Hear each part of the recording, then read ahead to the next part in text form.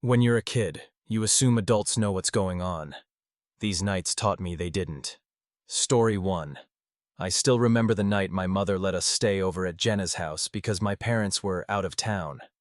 I was 11, a lanky kid with a baseball cap that never quite sat straight, and Jenna was the girl whose parents never seemed to be home. The house was a small, 2-story clapboard thing at the end of Maple Street, the kind that looked perfect in daylight and suddenly grew shadows when the lights went off. We'd spent the afternoon drawing chalky ghosts on the attic walls, giggling as we tried to convince the younger kids that the house was haunted. When we finally piled onto the sagging couch in the living room, the only sound was the low hum of the refrigerator and a faint, metallic clink that came from somewhere behind the walls. Jenna's older brother Max was supposed to be home late, but he never came. I told myself it was just my imagination, that the house was old and the pipes creaked. After we finished a pizza that tasted like cardboard, we decided to play Truth or Dare. The game was a ritual we'd done every summer, but that night it felt different. Jenna's eyes were unusually bright, almost too bright, and the way she crossed her legs on the couch made her shoes tap a nervous rhythm on the floorboards. When it was my turn, I chose Truth, hoping for an easy question. Jenna leaned forward, her hair falling over her face, and asked, "What's the thing you're most scared of?" I swallowed, feeling the room spin a fraction. "Monsters," I said, half laughing, trying to sound brave. The others laughed, but Jenna didn't. She whispered, "You don't need monsters. You have us." The next round, Max finally arrived, his face half lit by the porch light. He was older, his hair a mess, his eyes dark. He seemed to hover, a silent presence that made the air feel colder. He offered a dare. "I dare you to go into the attic and bring me something that belongs to you." The attic was a forbidden space. No one had ever been allowed in without the adult's supervision. My stomach knotted. The dare felt like a test, a twisted game of power. I hesitated, but the urge to prove myself, to not look like a scared child, pushed me forward. I climbed the narrow, creaking stairs, each step a protest against my own fear. The attic was a cavern of old boxes, cobwebs, and a single window that let in a sliver of moonlight. As I rummaged, a sudden metallic clang echoed from the hallway below. I turned, heart pounding, to see Jenna standing at the doorway, her face washed in pale light, eyes unblinking. She whispered, "You're not supposed to be here." I froze, the cold of the attic seeping into my bones.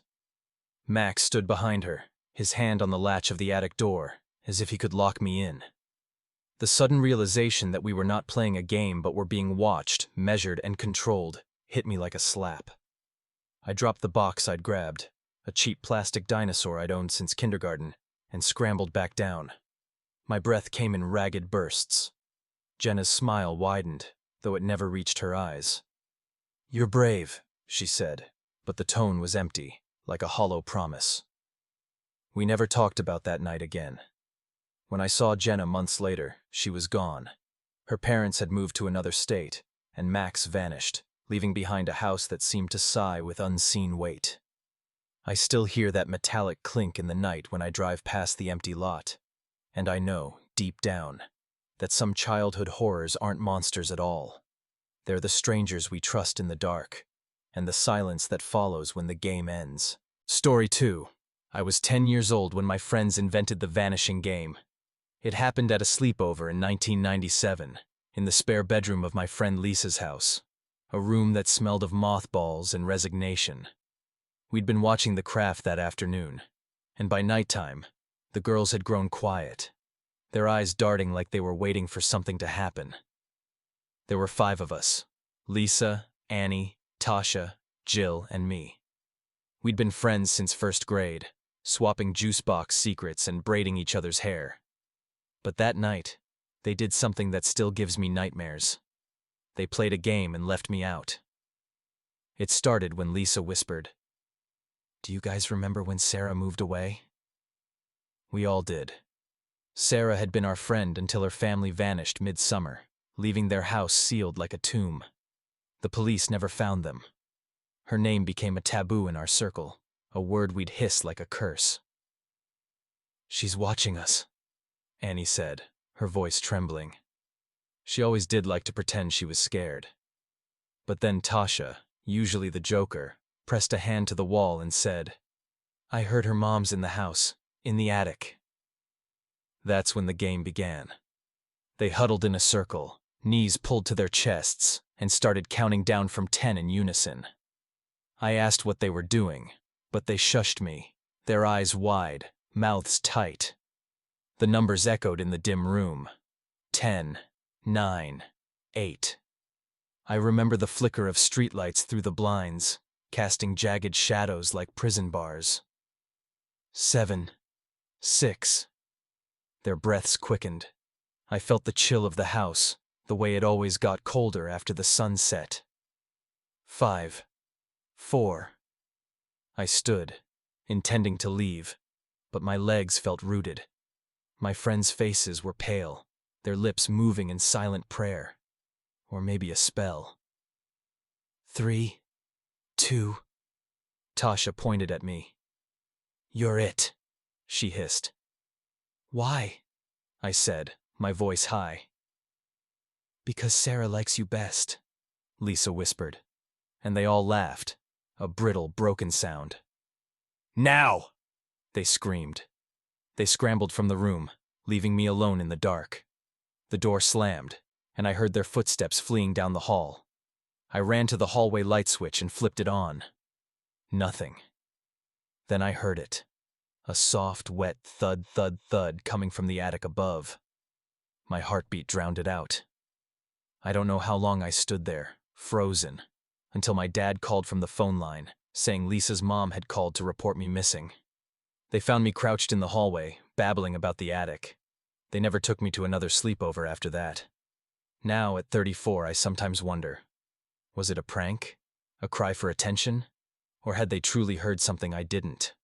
My therapist says children often create monsters to cope with things they don't understand. But what if they weren't making it up? What if we'd heard what we weren't meant to hear? In the walls, in the silence between numbers, in the absence of a friend who should have been there. The house still stands. I never go near it. Some secrets, after all, are better left unexplained. Story 3. I was 12 when the sleepover at Emily's house began like any other and ended like a splinter stuck in my mind, sharp and splintering. We'd met in her backyard, 6 kids swapping snacks and secrets, but by midnight, we were huddled in the attic, breathing in the musty air of forgotten things. Emily, usually the bubbliest among us, had grown quiet. Her eyes gleamed in the flashlight beam she aimed at the floor. "We need a real test," she said, her voice too deliberate. When she looked up, her smile was thin. "To see who's truly one of us." The others nodded, their usual skepticism dissolved into compliance. I wondered then, wonder still, how they let it happen, how I let it happen. Emily produced a leather cord from her pocket, knotted at one end. "Hold hands in a circle," she said. "No one leaves until it's done." The cord snaked through our palms, cold and dry.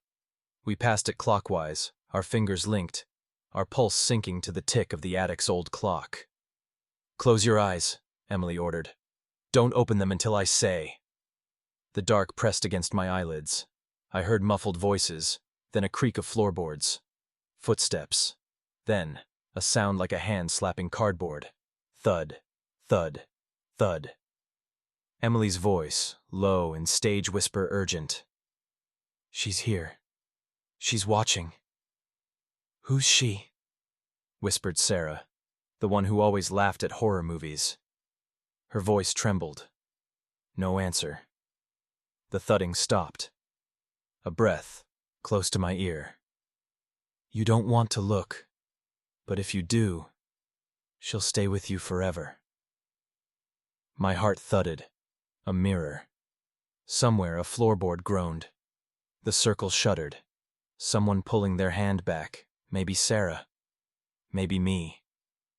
The cord went taut in my grip. "Keep still," Emily hissed. Then, silence. The attic's old clock, the dust, our shallow breaths. Finally, Emily said, "Open." The flashlight beam swept the circle. Her face was flushed, triumphant. The others, Sarah, Jake, Lisa, avoided my eyes. The cord lay between us, its knot now tied into a figure 8. "What was that?" I asked. Emily rolled her shoulders, casual. "Just a game, to scare the weak ones." We never spoke of it, not then. But the next morning, Sarah's mother drove her home early. "She's not feeling well," she said. Later, I'd hear Sarah's mom tell Emily's mom something else. Something about a breakdown, a therapist's diagnosis. But as kids, we only knew Emily's games had shifted, and Sarah had cracked.